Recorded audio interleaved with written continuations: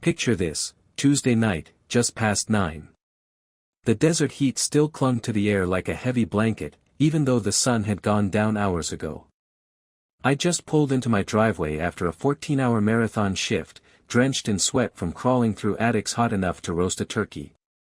My white Ford van was still idling, AC blasting, the smell of motor oil and dust swirling inside. And before I even had a chance to kill the engine, I found myself shoved up against the side of that very van, wrists cinched behind my back in steel cuffs. The cold metal bit into my skin, and the only thing louder than the clack of handcuffs was the whoop-whoop of 3 squad cars lighting up the street like some kind of circus. Neighbors peeked out of blinds, cell phones tilted for recording. And there she was, Brenda Kensington, my personal tormentor, practically bouncing with glee. She had her iPhone held high, recording every second like she'd just broken the Watergate scandal. Her grin was wide enough to crack her face. To make matters worse, the entire HOA board had assembled on my front lawn. 5 retirees in folding chairs lined up like judges at a talent show, except the talent was me being humiliated in front of everyone. Brenda wasn't satisfied just watching, oh no. She waved a fat stack of official documents in the deputy's face, screeching, "This man owes thousands in unpaid HOA fines. I have the proof right here." Her voice cracked with the kind of joy you only hear when someone thinks their lifelong vendetta has finally paid off. Meanwhile, I stood there smelling hot asphalt, diesel exhaust, and my own sweat, wondering if I'd stumbled into a bad reality show. And the cherry on top. Every so-called unpaid fine she was flaunting, every single one, had her own name printed on the original paperwork. That's the punchline, but let me rewind.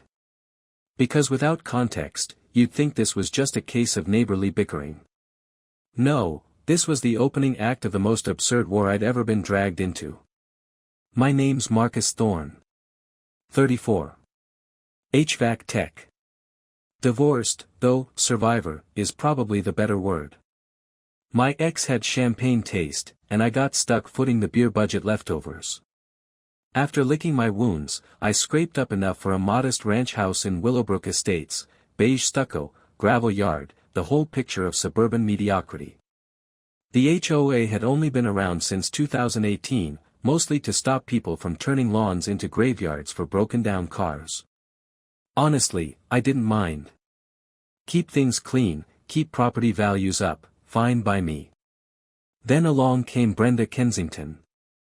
59, recently exiled from Scottsdale after her husband's luxury import business went belly up. She clearly thought moving into Willowbrook was like being sentenced to peasant duty. You couldn't miss her if you tried. Platinum bob that looked like it cost a monthly tithe to the hair gods. Oversized sunglasses that screamed designer, but probably came from a flea market. And a permanent sneer, as if blue-collar sweat offended her delicate Scottsdale sensibilities. She drove a silver Mercedes C-Class like it was a crown jewel, though rumor had it the payments were eating her alive. Me. I rolled in with my battered white Ford van, tools clattering like a mariachi band every time I hit a pothole. The difference between us wasn't just class, it was worlds colliding. The very first morning after I moved in, I came out to find a crisp envelope tucked under my windshield wiper. In the dry desert breeze, it crinkled like old parchment. Citation, $75 fine for commercial vehicle storage violation. Official letterhead, heavy language, bold threats of escalation. My stomach dropped, until I did what most people wouldn't. I actually read it carefully. At lunch, I called the HOA management company. Sandra, the office manager, sounded confused the second I read off the citation number. "Sir, we haven't issued any violations this week. And commercial vehicles? That's not even in our bylaws." That's when the light bulb went off. This wasn't the HOA. This was Brenda, fabricating violations, complete with letterhead, banking on me being too tired or too intimidated to fight back. I dug out my HOA packet, that brick of paper you initial 50 times when you buy a place. I combed through it cover to cover. Nothing. No mention of work vans, no rules against commercial vehicles. Nada. Which meant she had forged the whole thing. And that's when the bigger question started to burn. If she was brazen enough to fake violations for me, how many other neighbors had already written checks to keep her quiet? 3 days later, I got my answer in the form of another ambush. I came home from a service call, sweat dripping, shirt smelling of refrigerant and motor oil, to find a paper taped right to my front door. Not in the mailbox, taped like an eviction notice for maximum intimidation. Bold letters, Emergency HOA Board Meeting, Marcus Thorne Violations. Emergency. Like I was a natural disaster. Thursday night, I walked into the community center expecting a handful of board members. Instead, I walked straight into what looked like a full-blown tribunal. Fluorescent lights buzzed like angry wasps overhead, industrial carpet reeking of cleaner and disappointment. Brenda sat front row, folder bursting with evidence, practically shaking with excitement. Jerry Walsh, our board president, retired insurance adjuster, and self-declared king of Robert's Rules of Order, opened the meeting with grave formality. "We are here," he intoned, "to discuss the ongoing violations of Mr. Thorne." Brenda shot out of her chair like a cannon. "He parks a commercial vehicle in his driveway every night. He makes noise at all hours. He slams doors, revs engines, just ask Mrs. Fleming." Poor Mrs. Doris Fleming, a frail 78-year-old, looked like she'd been dragged into a courtroom against her will. She fidgeted with her purse strap like it was a rosary. Brenda theatrically pulled paper after paper from her folder, fake violation notices, bogus complaint forms, even a petition with signatures I'd bet came from the same purple pen she used for grocery lists. But here's the thing about surviving a messy divorce, you learn documentation is everything. While she performed her one-woman Broadway show, I calmly snapped photos of each page. Then I stood, holding up my own slim folder. "Before we continue," I said, voice steady, "can someone point me to the bylaw that prohibits commercial vehicles?" Jerry flipped through his rulebook like it was the Dead Sea Scrolls. He found nothing except a vague line about maintaining property values. Nothing specific. Nothing enforceable. That's when I pulled out my ace. Earlier that day, I'd snapped photos of Brenda's property. Her driveway looked like a cracked desert riverbed. Her front yard. Dead plants still wearing their Home Depot tags like tombstones. And her mailbox leaned so far sideways the carrier probably needed hazard pay to deliver bills. I slid the photos onto the table. "If we're really enforcing aesthetic standards," I said, "maybe we should start here." Silence. Absolute silence. Brenda's face went through every shade of red, then purple, then pale white, like a broken mood ring. She sputtered, "That's different. This is about his behavior." And that's when Doris finally cracked. In a trembling voice, she whispered, "I only signed because Brenda told me Marcus was probably selling drugs. But he's always polite. I've never seen anything suspicious. She just doesn't like working people." You could have heard a pin drop. Jerry's expression shifted from confusion to dawning realization. He cleared his throat, shuffled papers, and announced, "Due to procedural irregularities, we'll table this matter for review." Which was HOA code for "We've been played." But Brenda wasn't done. As the meeting ended, she hissed to Jerry, "We should impose a $25 monthly monitoring fee until his compliance is verified. A tax. For existing." Walking back to my van under the buzzing streetlights, the desert air thick with sage and industrial disinfectant, Doris caught up with me. "I'm sorry, Marcus," she said softly. "She made it sound like you were dangerous. She really has a problem with people who work with their hands." That's when I knew, this wasn't going to be a one-time scuffle. Brenda had tasted blood. And she wasn't about to stop. 2 weeks later, she made her next move. She called the county. One Saturday morning, while I was under the hood of my truck swapping out a squealing belt, a white pickup with county decals rolled into my driveway. Out stepped a man in a polo shirt, clipboard in hand, the official uniform of bad news. "Mr. Thorne?" he asked. "That's me," I replied, wiping grease off my hands. "Inspector Davidson, Maricopa County Code Enforcement. We've received a complaint you're running an unlicensed HVAC business from this residence." The desert heat slapped me across the face, sweat already stinging my eyes. "Excuse me?" I asked. He flipped through his notes. Allegations include operating a commercial repair business, storing hazardous materials, customer vehicles on site, and excessive noise from power tools. I looked around my quiet driveway. My tools, my van, my garage. That was it. Hazardous materials. I said.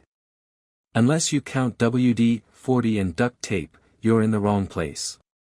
For the next 30 minutes, Davidson circled my property like a crime scene investigator, snapping photos of an empty driveway, a lawnmower in the garage, and the complete lack of customer vehicles. His frown deepened with every click of the camera. Finally, he snapped his clipboard shut. "Mr. Thorne, there's no evidence of commercial activity here. Filing false reports with county enforcement is a misdemeanor. Looks like someone's wasting taxpayer resources." As his truck pulled away, dust kicking up behind him, I realized Brenda had just crossed a new line. She wasn't content with fake citations anymore. She was dragging government agencies into her vendetta.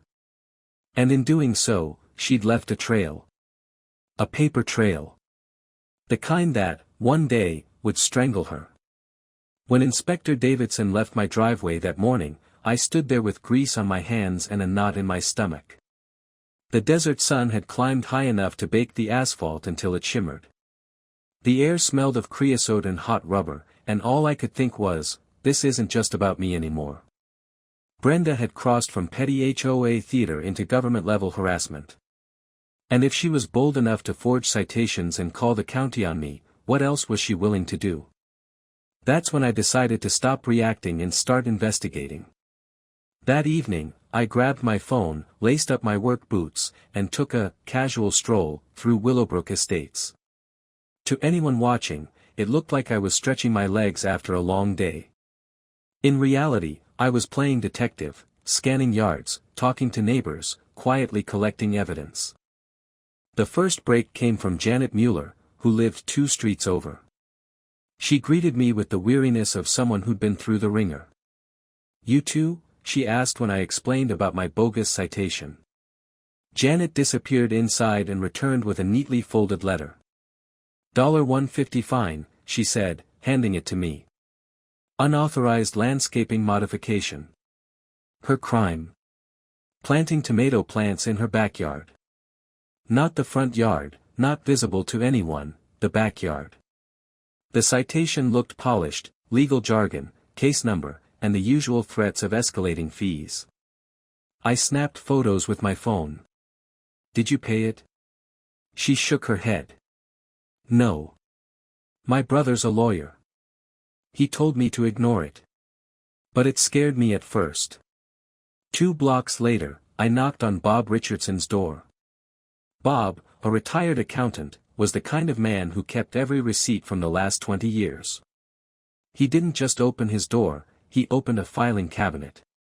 $200, he said, sliding a crisp notice across the table. Supposedly 4 architectural modifications without approval. "What did you modify?" I asked. "My front door." I frowned. "What about it?" "Nothing. I replaced my warped old one with the exact same model. Same color, same hardware. But apparently, Brenda thinks Home Depot is an illegal construction site." His wife admitted the notice had frightened her, it looked that official. And if anyone else had received one, they probably would have just mailed a check. But the real bombshell came when I visited Lisa Santos, a single mom who'd moved in 6 months earlier. She was hesitant at first, clutching her son's hand as she spoke, but eventually she sighed and admitted she'd actually paid one of Brenda's fines. "Paid it how?"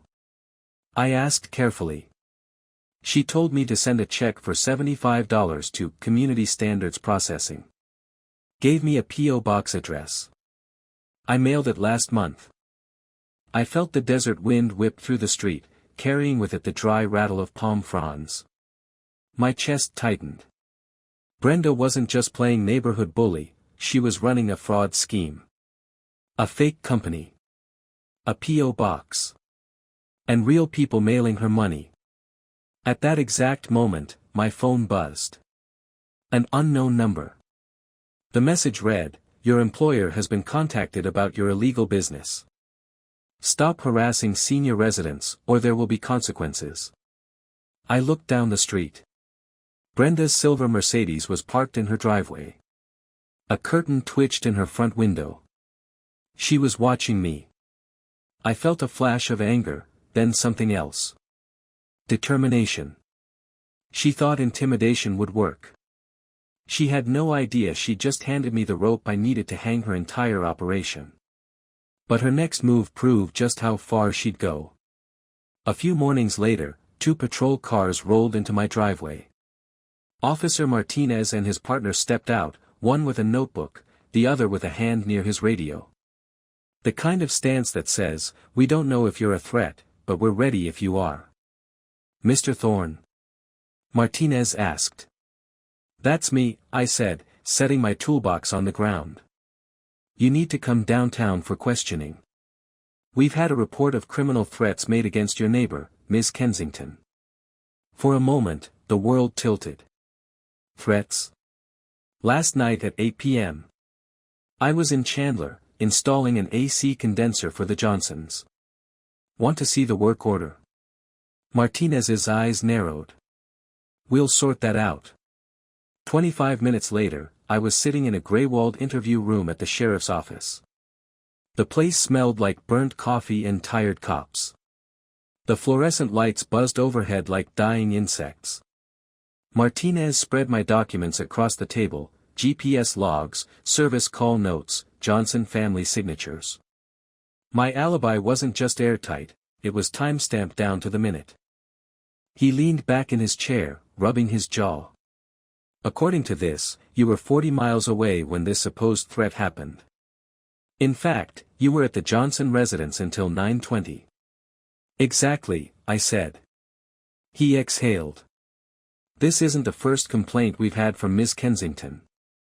In 6 weeks, there've been 4, 3 against you, 1 against another neighbor. I'm starting to see a pattern." That was my cue. I laid it all out: the fake citations, the forged notices, the bogus county call, Lisa's check to a fake company. I even showed him the threatening text messages. Martinez scribbled notes, his expression shifting from suspicion to interest. By the time he snapped his notebook shut, he looked less like a cop interrogating me and more like one preparing a case. When I got home that afternoon, I barely had time to park before Janet flagged me down. "Marcus. We're meeting in my driveway. You need to hear this." I followed her to a small crowd of neighbors, about a dozen people, all looking uneasy. And one by one, the stories spilled out. Bob had been busy. He pulled out spreadsheets thicker than some college textbooks. 14 households. 47 fake violations. Attempted collections totaling $3,400. Lisa held up her canceled check, her voice shaking. She made me mail it to her own P.O. box. The group murmured. Some looked angry. Some looked betrayed. For months, we'd all been suffering in silence, thinking we were alone. Now, in one driveway, the truth came out. And as if scripted by fate, my phone buzzed again. Another anonymous text: "You people are playing with fire. Drop this investigation, or you'll regret it." I held it up so everyone could see. "Ladies and gentlemen," I said, "she just added witness intimidation to her rap sheet." That night, my phone rang. "Marcus, this is Detective Rodriguez from Financial Crimes," a steady voice said. "I've been briefed on what's happening. Bring me everything you have, every citation, every payment, every threatening message. We're opening an official case. By the time the Arizona sunset bled across the sky in streaks of crimson and gold, I was back at my kitchen table. Papers spread out, files sorted, photos printed. The hum of air conditioning filled the house. And as I organized every piece of evidence, one thought kept circling in my mind: Brenda had built her own case file, brick by brick. Her greed, her arrogance, her obsession, it had written the indictment for her. All I had to do was hand it over. By the time Detective Rodriguez finished laying everything out on Janet's dining table, it hit me: this wasn't just neighborhood drama anymore. We were sitting in the middle of a full-blown criminal investigation. Brenda wasn't some cranky neighbor gone rogue. She'd turned HOA fraud into her personal revenue stream, and now the feds were circling. Bob looked almost gleeful as he presented his spreadsheets like a proud father at show and tell. His laptop screen glowed in the dim dining room, rows of numbers highlighted in neon yellow. "Here's the tally," he announced. 14 households hit. 47 fake violations. Total of $3,400 skimmed. He tapped the keyboard, and another tab appeared. And that's just Willowbrook. I dug around and found 3 identical complaints in Scottsdale dating back 2 years. Same language, same format. She's been running this scam like a traveling circus. Rodriguez nodded, flipping through the binder like it was a crime novel. "We've already flagged it with the postal inspector. Once you use a P.O. box to collect fraudulent payments, you've stepped straight into federal territory. Mail fraud carries weight. That's a 20-year hammer, and she's swinging it at her own head." For a second, I let myself breathe. Maybe this nightmare was finally winding down. We had the evidence, the cops were on it, and Brenda was boxed in. But cornered people don't roll over. They lash out. Saturday morning proved it. I was under the hood of my truck, replacing a stubborn serpentine belt, when Janet's shaky voice crackled through my phone. "Marcus, you'd better come quick." I jogged the 2 blocks to her house, grease still on my hands. What I saw made my stomach drop: eggshells dripping down her garage door, garbage bags ripped open and strewn across the lawn, and spray paint scrawled across the siding in neon orange. Liar. Her security camera footage told the rest. A shadowy figure in dark clothes and a baseball cap. And a silver Mercedes parked half a block away. "Subtle," I muttered, snapping photos. The smell of raw eggs hung in the desert air. Cornered animals bite. But Brenda wasn't just vandalizing property. Within hours, she escalated her attacks on anyone who'd stood against her. Bob called me, furious. "She just phoned my old employer," he said. "Anonymous tip claiming I embezzled pension funds. 30 years of spotless accounting, and now I've got HR digging through my file." An hour later, Lisa Santos rang in tears. "CPS came to my door," she said. "Someone reported me for drug use and child neglect. They interviewed my son for 2 hours in my own kitchen. He was terrified. By nightfall, my living room looked like a war room. We had papers, laptops, and coffee cups scattered across every surface. Neighbors gathered, voices low but tense. Rodriguez sat at the head of the chaos, another folder in his hands. "She filed 4 false reports with different agencies in 2 days, he said, flipping pages. "That's harassment, intimidation, and abuse of emergency services. She's stacking felonies like she's building a Jenga tower." The next morning, Brenda went digital. Fake Facebook profiles popped up like weeds. She blasted local groups with rants about our criminal conspiracy. According to her, we were running an insurance scam, intimidating retirees, maybe even trafficking drugs out of our garages. The posts were so over the top they'd have been laughable if they weren't dangerous. She included personal details, home addresses, work schedules, even family names. That turned it from slander into cyberstalking. Bob highlighted each one in his spreadsheet, his jaw tight. "She's documenting her own downfall." Rodriguez smirked grimly. Every post is another nail in her coffin. Wire fraud, stalking, harassment, she's making this airtight. But Brenda wasn't done playing. Sunday afternoon, she dragged poor Doris Fleming back into the mess. Doris, who could barely walk without a cane, admitted Brenda had offered her $500 to recant her earlier statement. Cash. In an envelope, Doris whispered, hands trembling. She said if I signed a new affidavit, this would all go away. Rodriguez almost laughed. That's witness tampering. She just sprinted past stupid into suicidal. Then came the final straw. Brenda filed a formal complaint accusing Detective Rodriguez himself of corruption, claiming he was colluding with me to cover up my criminal activity. Instead of burying it, Rodriguez's captain did something Brenda hadn't anticipated. He forwarded it straight to the FBI's Public Corruption Unit. Overnight, the case got bumped from local drama to federal investigation. But Brenda still had one more grenade to toss. That Sunday night, just after midnight, my bedroom filled with flashing red and blue. Another swarm of patrol cars. I opened the door to find 3 officers with hands hovering near their weapons. 911 call, Martinez explained, face grim. Report of gunfire and a hostage situation at this address. The neighbors stood in their yards in pajamas, watching the circus. I clenched my fists. This is the 9th false call in 12 days.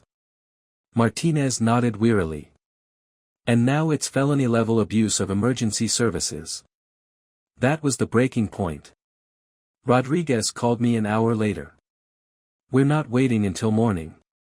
She's escalating too fast. The next step is someone getting hurt. At 2:23 a.m., I watched from behind my blinds as federal agents silently surrounded Brenda's house. No sirens, no shouting. Just quiet precision, black vests, radios whispering, flashlights cutting through the dark. Brenda came out in a leopard print bathrobe, hair wild, shrieking about police states and conspiracies.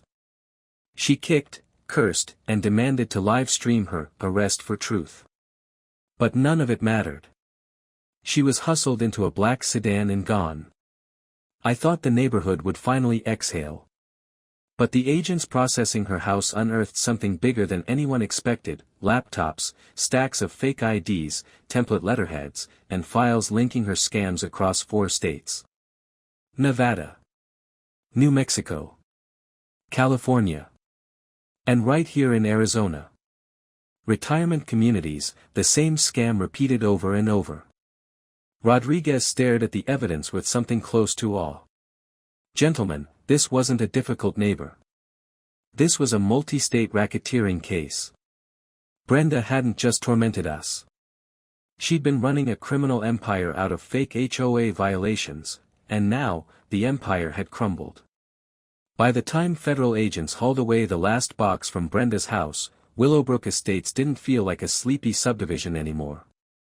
It felt like the set of a crime drama. Neighbors whispered in driveways, news vans idled on the street, and the smell of desert dust and diesel exhaust hung heavy in the air. What started as a squabble over fake HOA fines had exploded into something so much bigger: wire fraud, mail theft, identity theft, conspiracy across state lines. And somehow, my quiet little neighborhood was ground zero. Rodriguez called us together at Janet's dining room again. The table was buried under files, laptops, and color-coded folders: green for fake violations, red for harassment complaints, blue for financial records. Bob was in his element, pointer in hand like a college professor. Every charge we add strengthens the case, he said. We're not just protecting ourselves, we're making sure she never tries this anywhere again. Detective Rodriguez nodded but raised a cautionary hand. Federal prosecutors want this airtight.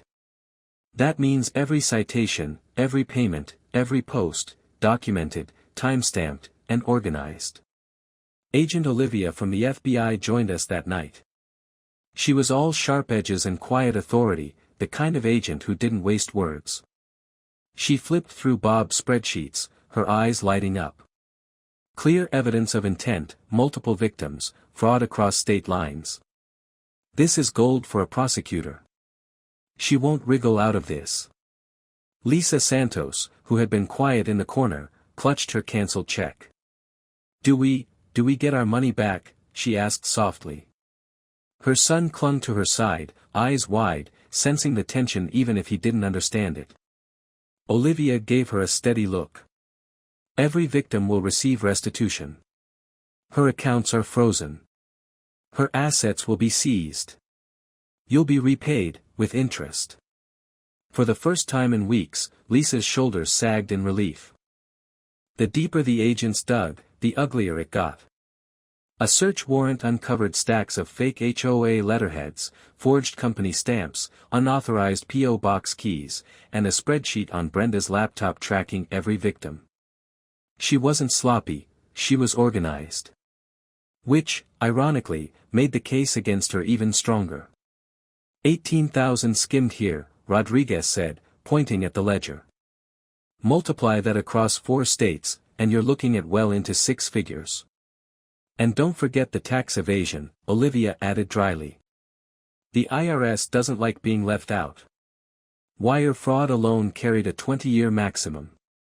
Add in mail fraud, identity theft, harassment, stalking, and witness tampering, and the numbers stacked like bricks in a prison wall. The plan had been simple: let the indictment drop quietly, process her case in court, and move on. But Brenda had other ideas. The Willowbrook community meeting was scheduled for Tuesday night. Usually, these things were dull affairs, maybe a dozen people sipping lukewarm coffee while arguing about pool hours. But that night, the community center was bursting at the seams. Folding chairs lined every wall. Neighbors filled the aisles. Reporters lined the back with cameras, the red standby lights glowing like watchful eyes.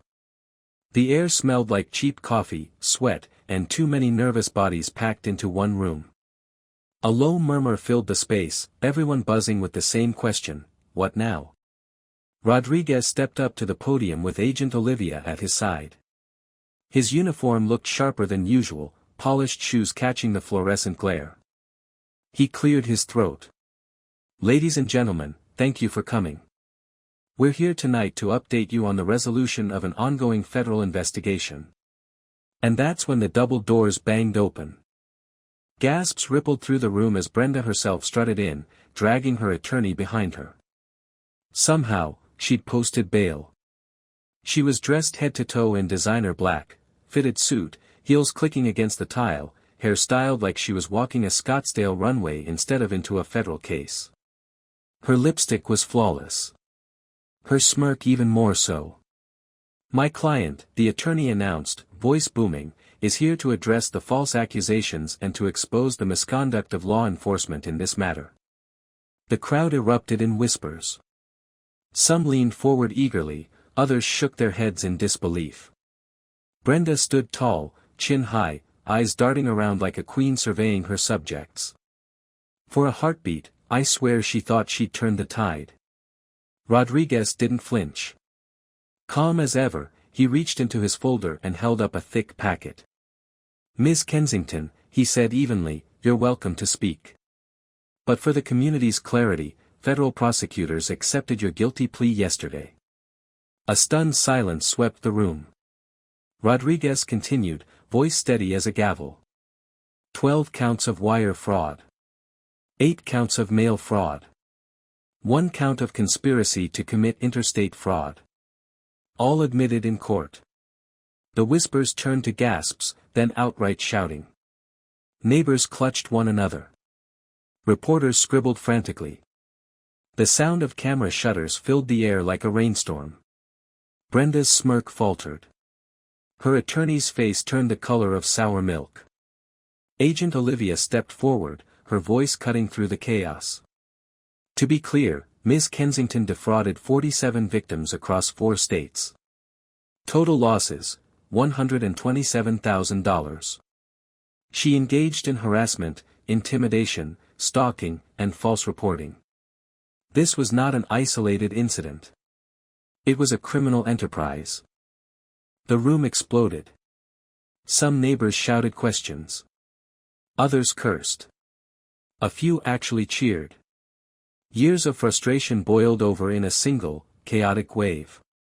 Bob Richardson stood, holding up his laptop like a holy book. His voice carried over the noise. Neighborhood standards. Brenda, you stole $3,200 from this street alone. You forged 47 violations. You filed 17 false police reports. You terrorized people. Janet rose next, waving victim statements like flags. You made Lisa fear letting her son play outside. You tricked Doris into signing false petitions. You called the cops on Marcus 9 times for crimes he never committed. And for what? To feed your ego? The crowd turned toward me. My heart pounded as I stood. Brenda's eyes locked on mine, and for the first time since this war began, I saw something I never thought I'd see in her face. Not arrogance. Not fury. But fear. I took a deep breath, the weight of week settling in my chest. You spent months painting me as the danger to this community. But the real danger was you. You stole not just money, but trust. You turned neighbors against each other. You used fear as a weapon. But here's the thing about fear, it doesn't last. It only works until people stand together. And tonight, this community is standing without you. The room erupted in applause. Stomping feet shook the floor. Even the news crews lowered their cameras for a moment, joining in the thunder. Rodriguez waited for silence before delivering the final blow. He held up the sentencing order. Brenda Kensington has been sentenced to 8 years in federal prison. Restitution to all victims. And a lifetime ban from HOA involvement in the state of Arizona. The applause turned deafening. People hugged. Some cried. Cameras flashed like fireworks. Brenda's face, pale and stunned, twisted into rage as marshals escorted her out. She tried to shout, tried to spin her story one last time, but her words drowned under the roar of a neighborhood finally free. As she passed me, she spat, "This isn't over." I smiled, lifted my hand, and waved goodbye. For once, the power was gone from her voice. 6 months later, Brenda's house no longer felt like a monument to chaos. The old curtains were gone, the weeds pulled, the cracked driveway patched smooth. In their place stood a young couple, Chris and Alina, with twin toddlers who laughed like wind chimes as they chased each other across the yard. Their squeals echoed down the street, a sound that felt like sunlight breaking after a storm. For the first time in years, Willowbrook Estates felt alive again. Brenda's downfall played out exactly as Rodriguez predicted, though the tabloids had a field day with it. Headlines like HOA Queenpin jailed in multi-state fraud and From Mercedes to Mugshot circulated online. Neighbors clipped the articles and pinned them on fridges like trophies. She served 18 months of her sentence before being released under strict supervision. Every stolen dollar had been clawed back. The Mercedes repossessed. The jewelry and handbags auctioned off. The house itself sold at foreclosure to cover restitution. I heard through Rodriguez that she ended up in Tucson, working phones at a call center, her paychecks garnished down to the cent, every dollar tracked by the court. From HOA Queen Bee to answering angry customer calls about broken Wi-Fi. The irony wasn't lost on anyone. But the bigger story wasn't Brenda's fall. It was what rose in her absence. Our ragtag group of neighbors evolved into something none of us expected, the Willowbrook Community Coalition. What started as a few victims swapping horror stories in a driveway became the county's first resident-funded HOA oversight committee. Bob Richardson, once the quiet accountant buried in spreadsheets, became the backbone of the system. He developed what locals now call the Richardson Protocol, a checklist so simple anyone could use it. Was the violation real? Was it documented properly? Was it authorized by the board? That 3-step process spread like wildfire across Arizona, saving other neighborhoods from falling into the same traps.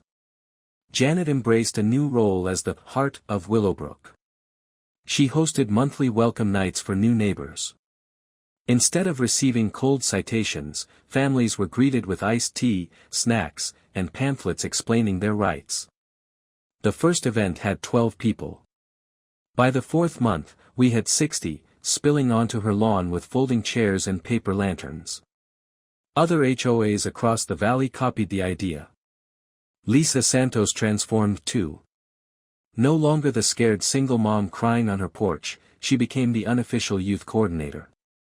She launched a kids' activity club, movie nights in the park, chalk art contests, even a community talent show that raised $2,400 for the local school district. Her son, who once clung to her side in fear, sang in front of a crowd of neighbors and got a standing ovation. Even Doris, the frail retiree Brenda once manipulated, found her stride. She started a neighborhood garden, a real one this time, where residents could plant tomatoes, peppers, and sunflowers. What used to be an empty lot full of weeds turned into rows of green bursting with color. Every Saturday morning, neighbors worked side by side, trading stories while pulling weeds. Doris said it was the happiest she'd been in years. And then there was the restitution fund. The money Brenda was forced to repay didn't just vanish into the ether. With court approval, a chunk was set aside as the Willowbrook Community Fund, a pool used for scholarships, emergency aid, and block parties. The first year, it paid for a trade school scholarship for a teenager named Andre. The second, it covered hospital bills for a neighbor who'd suffered a stroke. The annual block party? Legendary.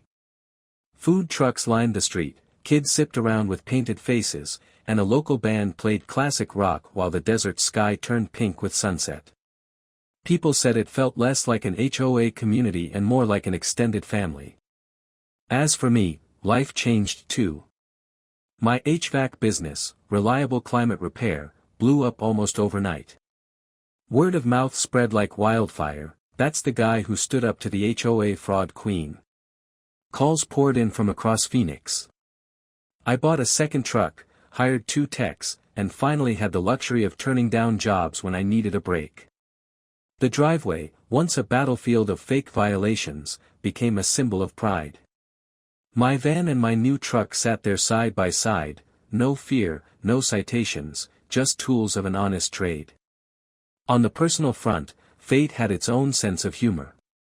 Janet's younger sister, Carol, moved to Phoenix around the time Brenda went away. She came to one of the coalition meetings, curious about all the fuss. We started talking, then laughing, then seeing more of each other. 8 months later, we were together. Turns out surviving suburban warfare is a pretty solid foundation for a relationship. The ripple effect stretched beyond Willowbrook. Our story hit local news, then regional, then national. State legislators couldn't ignore it. Within a year, they passed the Willowbrook Act, legislation requiring transparency and oversight in HOA operations statewide. For the first time, homeowners had legal protection against harassment. The law even set up a hotline. Calls flooded in from every corner of Arizona, families realizing they weren't powerless. But the moment it truly hit me wasn't in a courtroom or a newspaper. It was in a phone call from a man in Flagstaff. "Marcus," he said, voice steady, "my HOA president's pulling the same scam Brenda did. But thanks to your story, I documented everything. I called the FBI before he could bury me in fake violations. They're already investigating." I sat on my porch after that call, desert air cooling as the evening settled. For the first time in years, the cicadas didn't sound like noise. They sounded like peace. Now, when I walk through Willowbrook, I don't see fear. I see kids riding bikes, retirees chatting over coffee, neighbors waving as they mow lawns. I smell barbecue drifting across the cul-de-sac, sage burning at Doris's garden, and fresh paint on houses that used to look neglected. Every so often, I still get texts or emails about HOA nightmares. People ask how we survived it. My answer is always the same: you don't fight it alone. You stand together. My phone buzzed again tonight, Bob reminding me about the meeting to vote on the new playground proposal. Channel 12 is covering it, calling Willowbrook a model for community resilience. I chuckled, slipped my boots back on, and headed out the door. Because this story, it was never just about stopping Brenda. It was about proving that even in the face of intimidation and fraud, neighbors can stand shoulder to shoulder and build something stronger. So if you've lived through your own HOA nightmare, share it in the comments. Somebody out there needs your story the same way we needed ours. And if you don't want to miss the next tale of suburban madness, hit that subscribe button.